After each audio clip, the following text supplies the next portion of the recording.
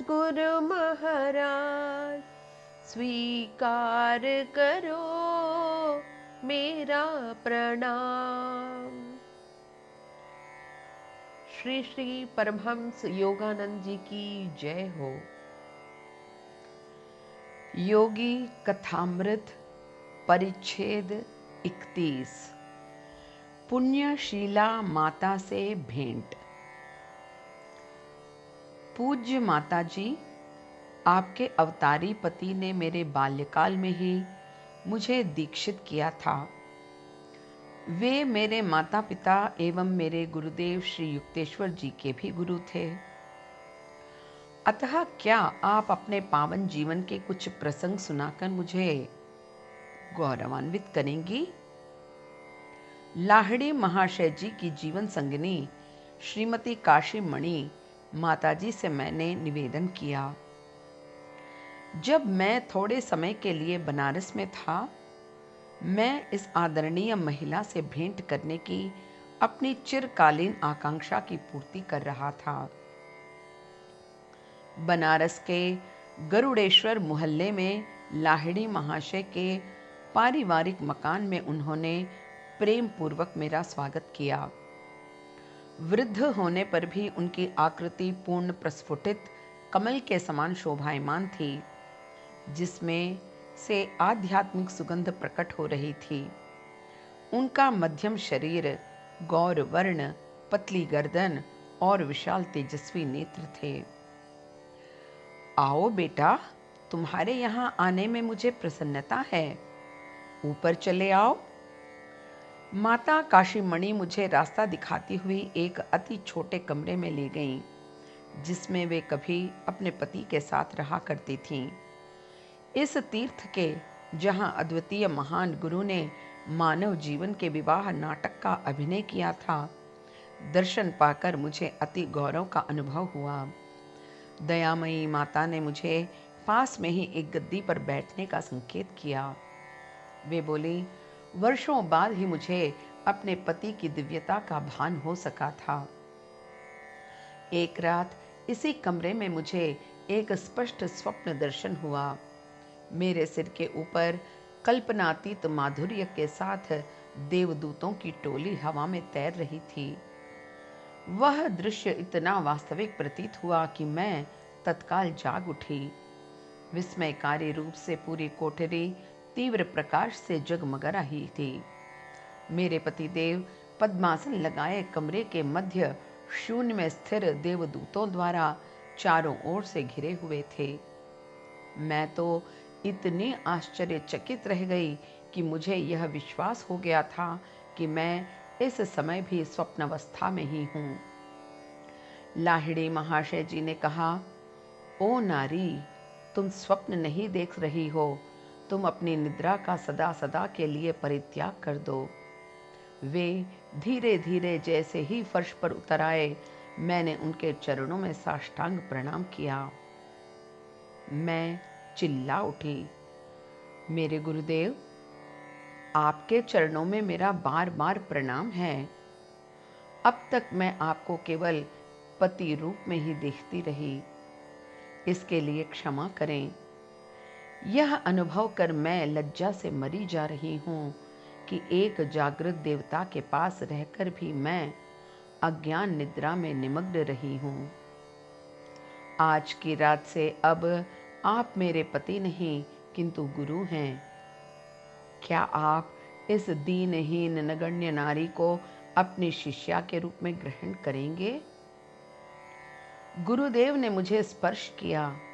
पवित्र आत्मा, उठो, तुमको मैंने ग्रहण कर लिया।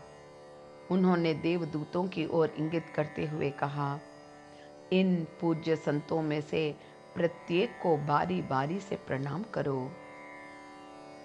जैसे ही मेरी प्रणामांजलि पूरी हुई, सभी देवदूतों का एक साथ कंठ स्वर गूंजा। वह ध्वनि पुरातन वेद पाठ के समवेत गान के समान थी। दिव्य आत्मा की जीवन संगनी आप पुण्यवती हैं। हम आपको प्रणाम करते हैं। उन्होंने मेरे चरणों में प्रणाम किया। आश्चर्य, वे सब मूर्तियां अचानक अदृश्य हो गईं और कमरे में अंधकार छा गया।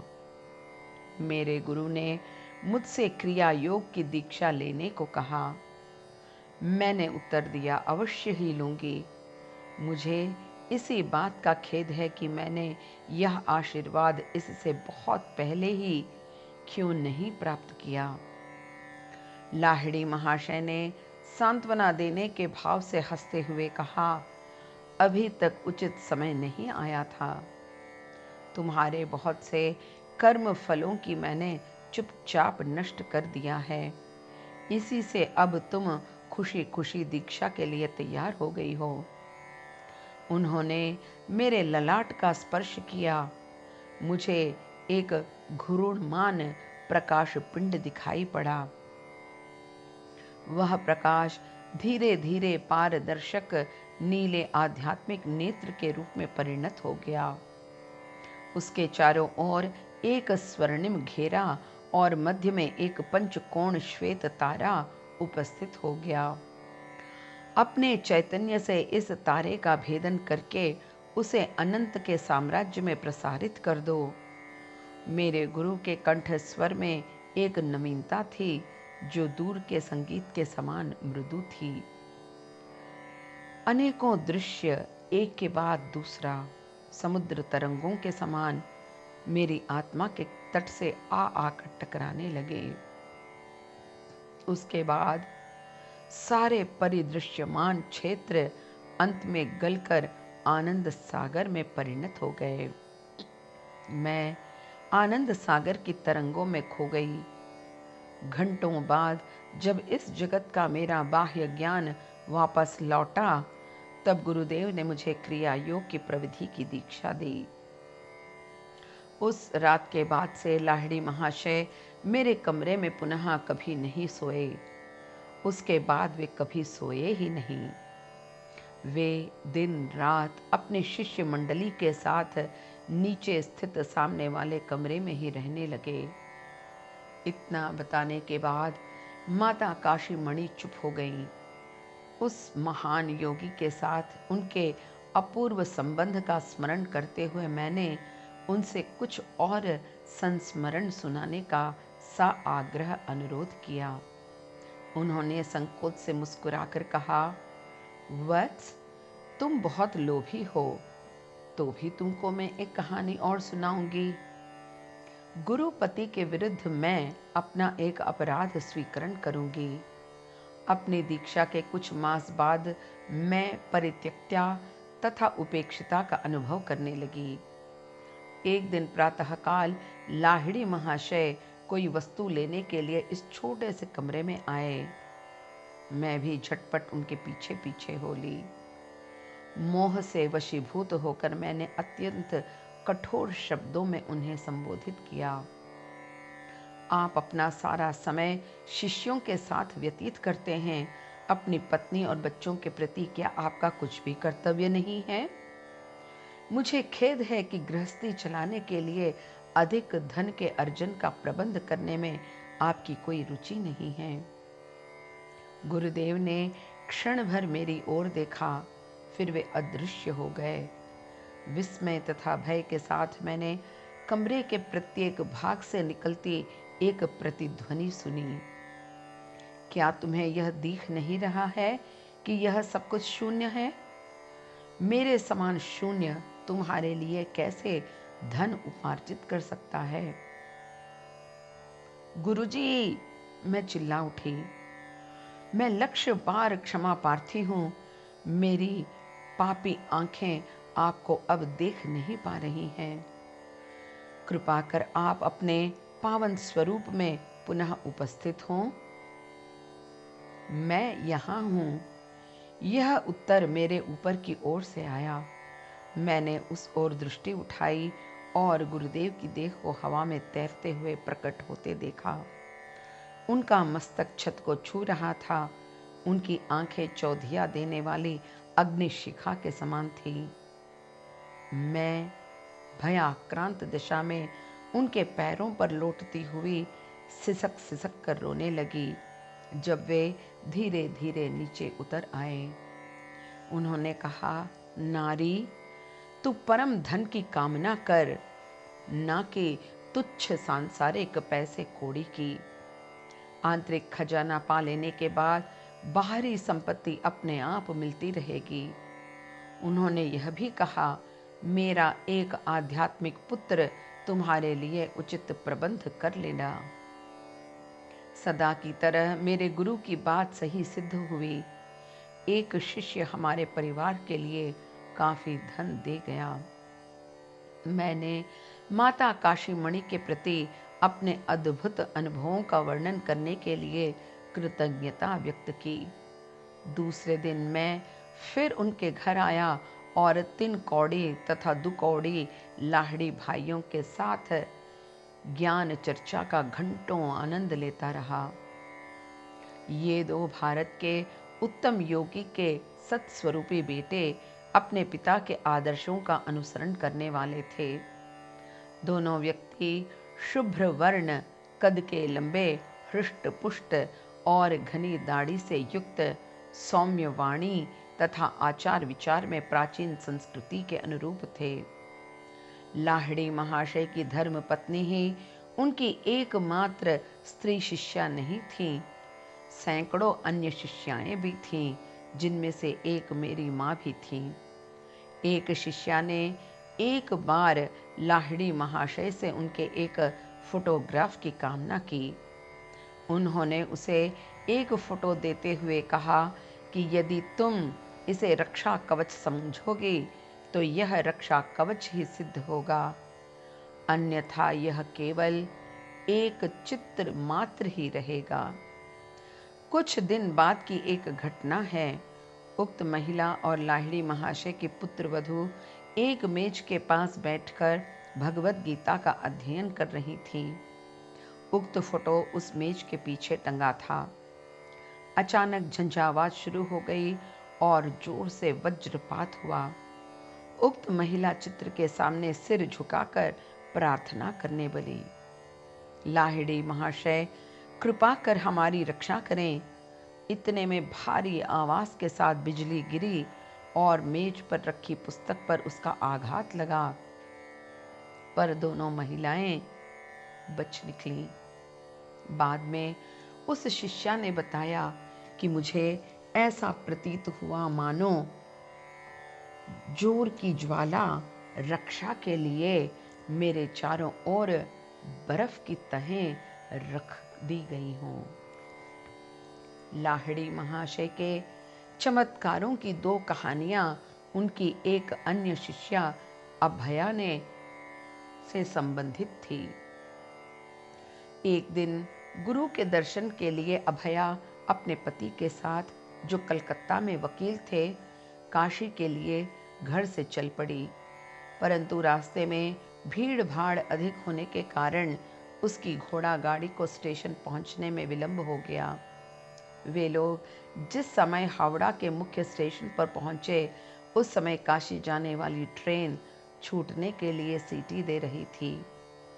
अभया टिकट घर के पास चुपचाप खड़ी हो गई और प्रार्थना करने लगी, लाहिड़ी महाशय, ऐसी कृपा करें कि गाड़ी रुक जाए। मैं आपके दर्शन में एक दिन का भी विलंब सहन नहीं कर सकती। ट्रेन के चक्के घर घर कर घूमते रहे, पर ट्रेन 1 इंच भी आगे नहीं बढ़ पाई।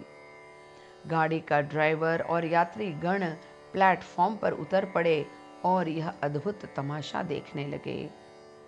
एक अंग्रेज गार्ड अभया और उसके पति के पास आकर खड़ा हो गया और परंपरा के विपरीत उसने उनको अपनी सेवाएं अर्पित करने की इच्छा व्यक्त की। उसने कहा, बाबू, पैसा दीजिए, मैं आपका टिकट खरीद लाता हूँ। तब तक आप लोग ट्रेन में चढ़ जाइए। जैसे ही उक्त दंपत्ति ट्रेन में बैठ गए और टिकट पा गए, वैसे ही गाड़ी धीरे धीरे चल पड़ी। इंजन ड्राइवर एवं अन्य यात्री जल्दी जल्दी अपनी अपनी जगह की ओर झपटे। उनमें से किसी को यह पता नहीं चल सका कि गाड़ी पहले क्यों नहीं चल पा रही थी और फिर कैसे चल पड़ी। काशी में लाहिड़ी महाशय के घर पहुंचकर अभया ने उनके सामने साष्टांग प्रणाम करते हुए उनका चरण स्पर्श करने की चेष्टा की। तभी लाहिड़ी महाशय बोल उठे, अभया, शांत हो। मुझे हैरान करने में तुम्हें बहुत आनंद आता है, जैसे तुम दूसरी ट्रेन से यहाँ आ भी नहीं सकती थी। अभया एक अन्य महत्वपूर्ण अवसर पर लाहिड़ी महाशय के दर्शनार्थ आई थी। उनकी लाहिड़ी महाशय के प्रति सहायता की याचना इस बार ट्रेन के लिए नहीं बल्कि संतान के लिए थी। अभया ने उनसे प्रार्थना की, गुरुदेव, मुझे यह आशीर्वाद दें कि मेरी नवी संतान जीवित रहे। मुझे 8 बच्चे हुए, पर सबके सब जन्म लेने के अल्पकाल बाद ही मर गए। लाहिड़ी महाशय ने मधुर मुस्कुराहट के साथ कहा, तुम्हारी अगली संतान जीवित रहेगी, पर मेरे आदेशों का सावधानी के साथ पालन करना। तुम्हारे एक पुत्री का जन्म रात में होगा।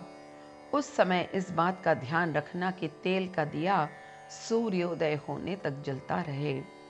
बीच में सो मत जाना। ध्यान रखना कि दिया बुझ न जाए। ठीक जैसा कि सर्वज्ञ गुरु ने अनुमान किया था, अभया को एक पुत्री पैदा हुई और उसका जन्म रात को ही हुआ। अभया ने अपनी नर्स को दिए में तेल भर के रहने का आदेश दिया था। दोनों ही नारियों ने प्रभात तक जागरण किया, पर तो अंततः निद्रा का शिकार बनी। दिया का तेल समाप्त होने वाला था और उसका लौ अत्यंत मंद हो चली थी। शयन कक्ष के किवाड़ का कुंडा खुल गया और किवाड़ों के खुलने से एक प्रचंड ध्वनि हुई। दोनों नारियां भय से चौंक पड़ी। उनकी आश्चर्ययुक्त दृष्टि से सम्मुख लाहिड़ी महाशय का प्रतिरूप प्रकट हुआ। दिए की ओर संकेत करते हुए, जिसको नर्स जल्दी से भरने की चेष्टा कर रही थी, उन्होंने कहा, अभया, देखो, दिया बुझने को हो रहा है। दिया जैसे ही तेज लो के साथ जलने लगा, लाहिड़ी महाशय अदृश्य हो गए। किवाड़ बंद हो गए और कुंडी फिर से लग गई। ऐसा किसी अदृश्य माध्यम से हुआ। अभया की नवी संतान बच गई।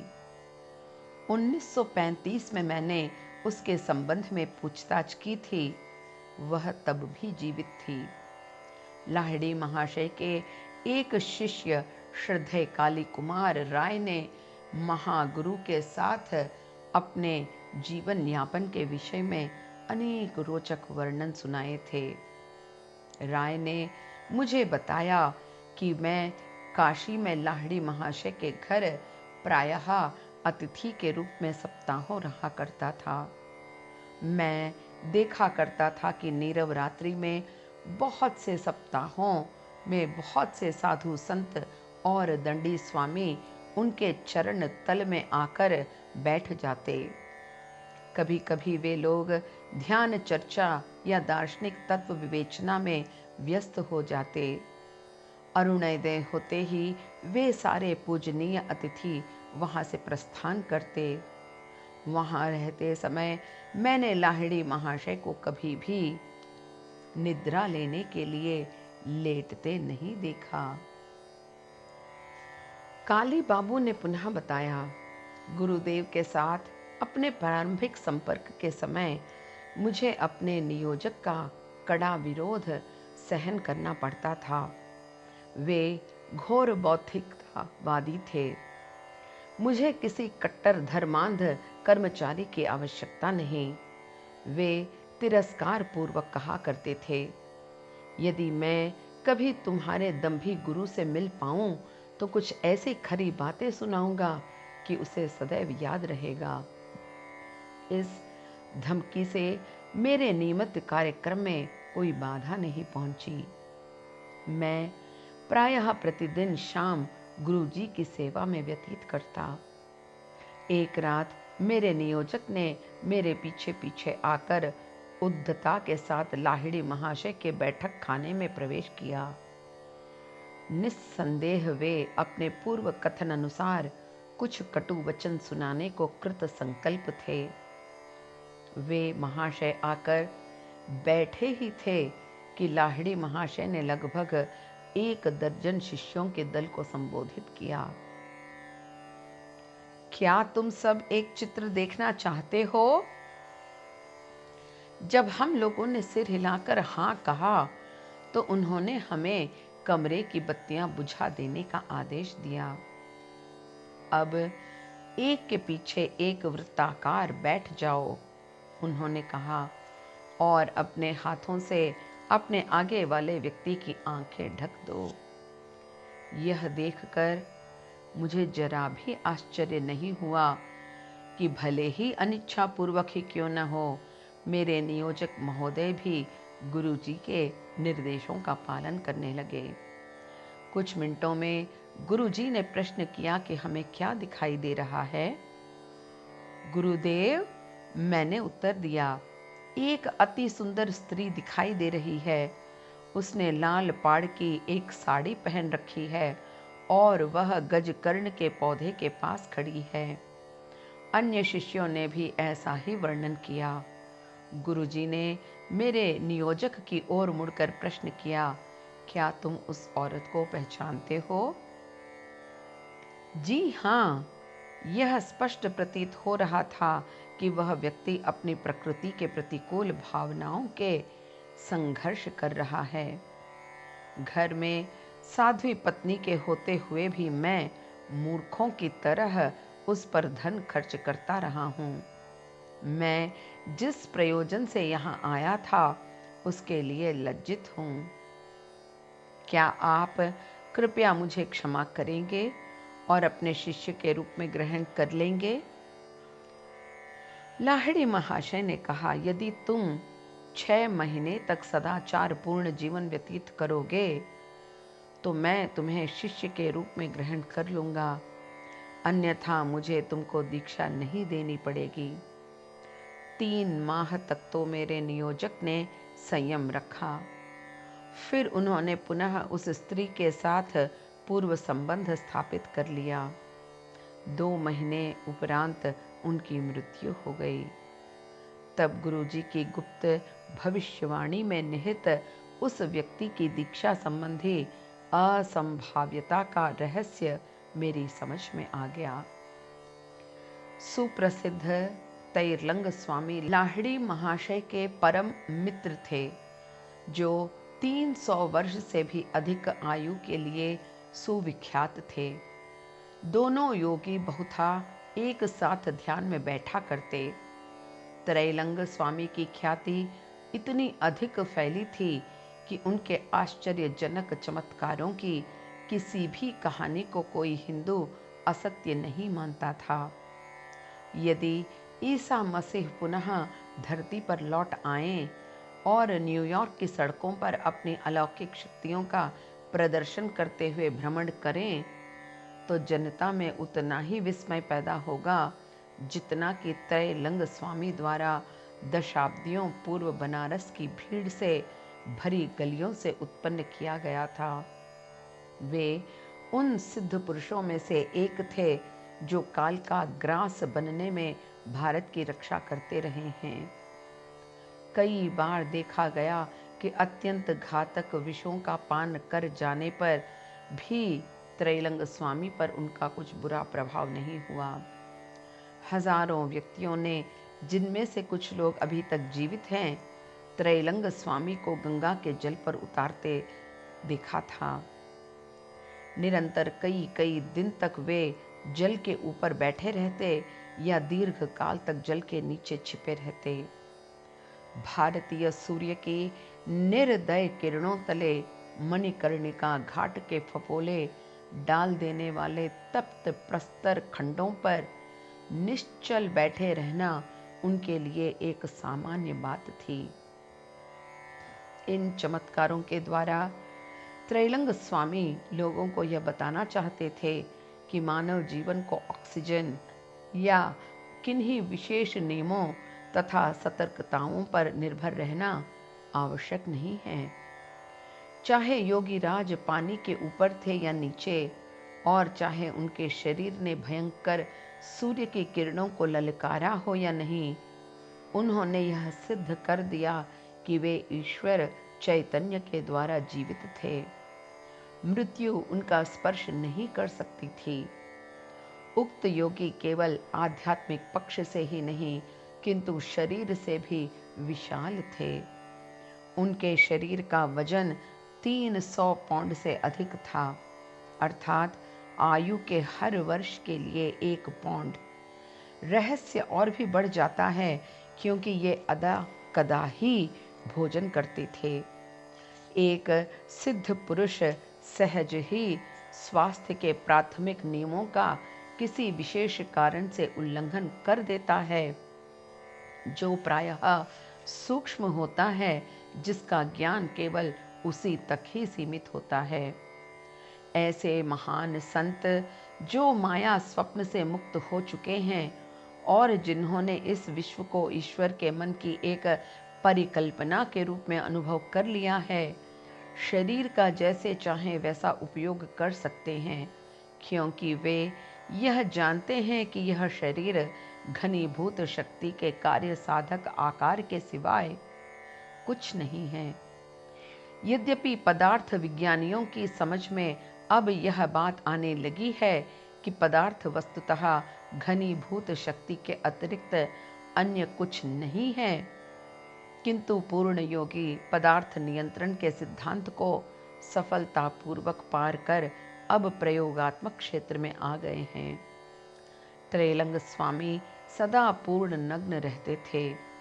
एक बार बनारस की व्यग्र पुलिस उनको एक विस्मयकारी समस्यात्मक बालक समझने लग गई थी। ईडेन के उद्यान में प्रथम मानव आदम की भांति त्रैलंग स्वामी को अपनी नग्न अवस्था का तनिक भी भान नहीं था, परंतु उनकी नग्न अवस्था के बारे में पुलिस पूरी सचेत थी और उसने उन्हें पकड़कर जेल में बंद कर दिया। सामान्य जनता में घबराहट फैल गई।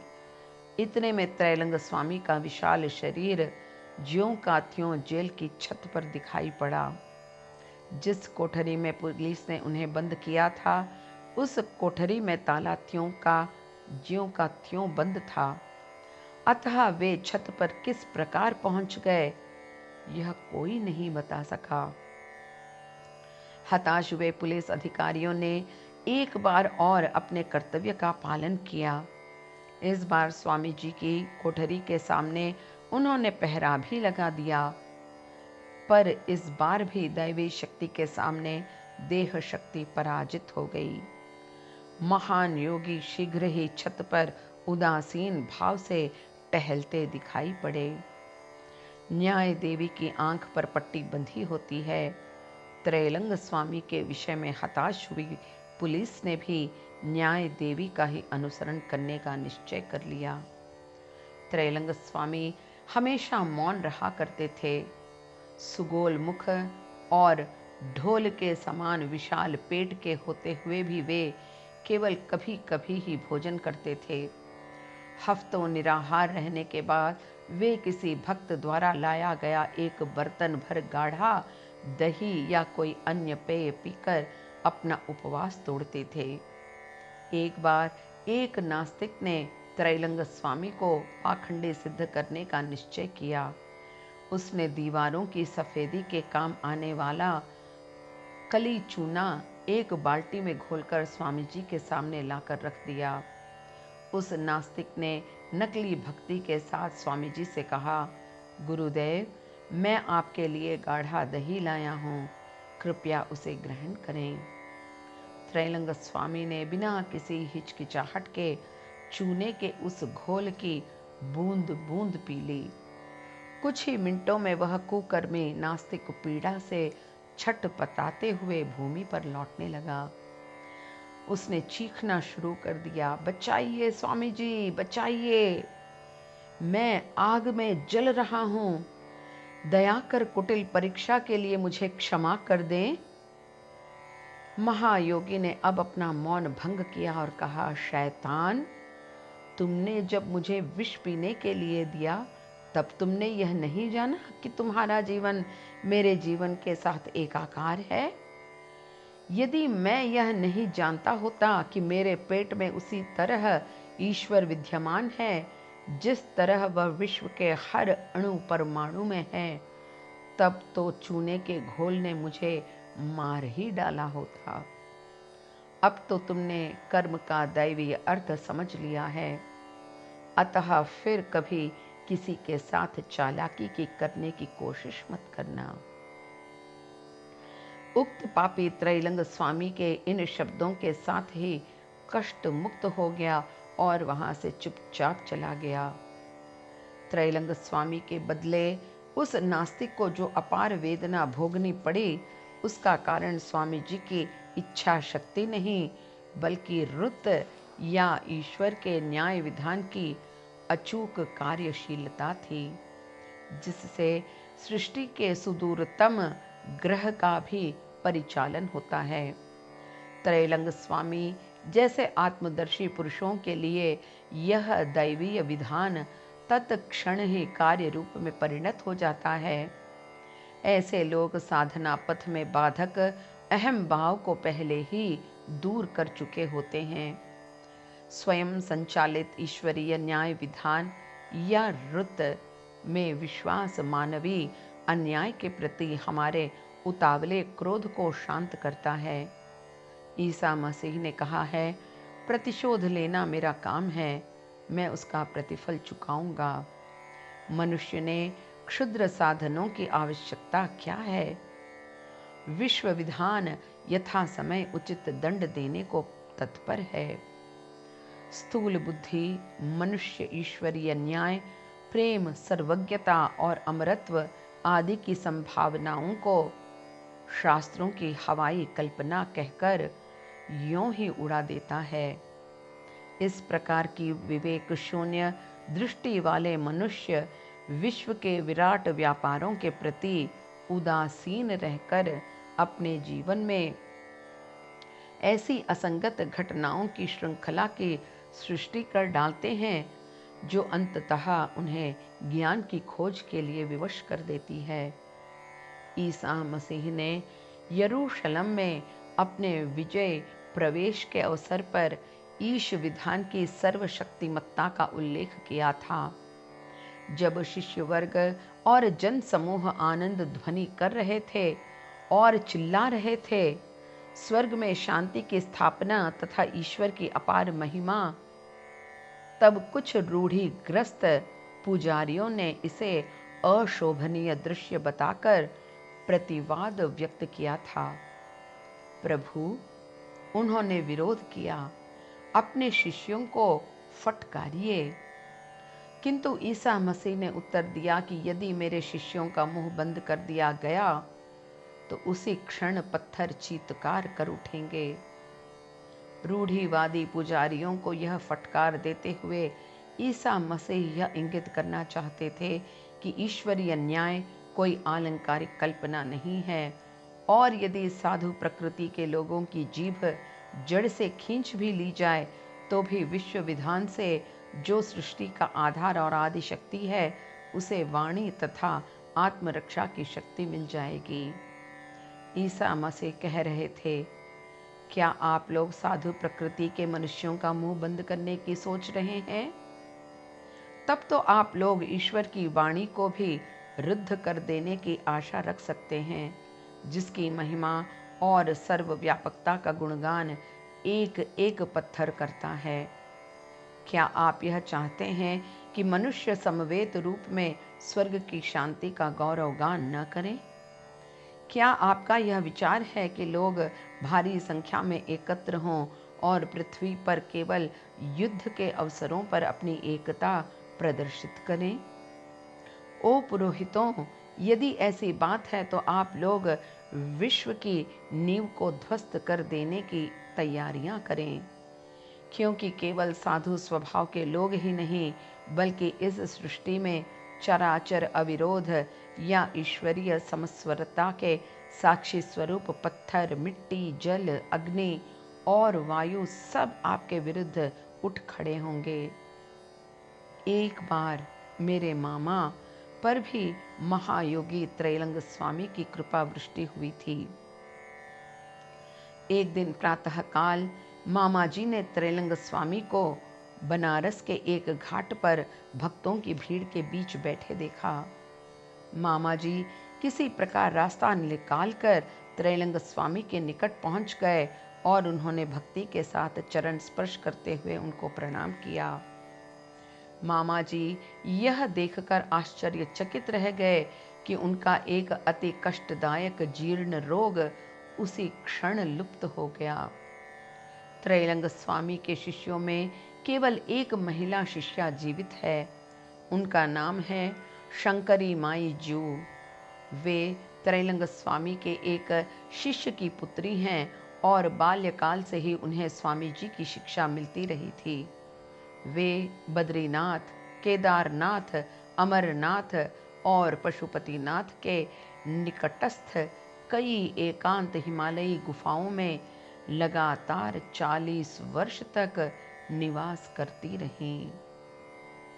उन ब्रह्मचारिणी का जन्म 1826 ईस्वी में हुआ था और इस समय उनकी आयु 100 वर्ष से अधिक है। तथापि उनके शरीर पर वृद्धत्व का कोई चिन्ह नहीं दिखाई पड़ता। अभी भी काले केश और धवल दंत पंक्ति के साथ उनमें आश्चर्यजनक स्फूर्ति दिखाई पड़ती है। वे कुंभ मेला या इसी तरह के धार्मिक मेला में भाग लेने के लिए कुछ कुछ वर्षों के बाद एकांतवास से बाहर निकलती हैं। यह महिला संत प्रायः ही लाहिड़ी महाशय के पास आया करती थीं। उन्होंने बताया है कि एक दिन कलकत्ता के निकट बैरकपुर क्षेत्र में जब वे लाहिड़ी महाशय के पास बैठी हुई थीं, तभी उनके महान गुरु बाबा जी ने चुपचाप कमरे में प्रवेश किया और दोनों के साथ चर्चा वार्ता की। उन्हें स्मरण है कि अमर महागुरु उस समय एक भीगा वस्त्र धारण किए हुए थे, मानो वे किसी नदी में डुबकी लगाने के बाद सीधे वहां पहुंच गए हों।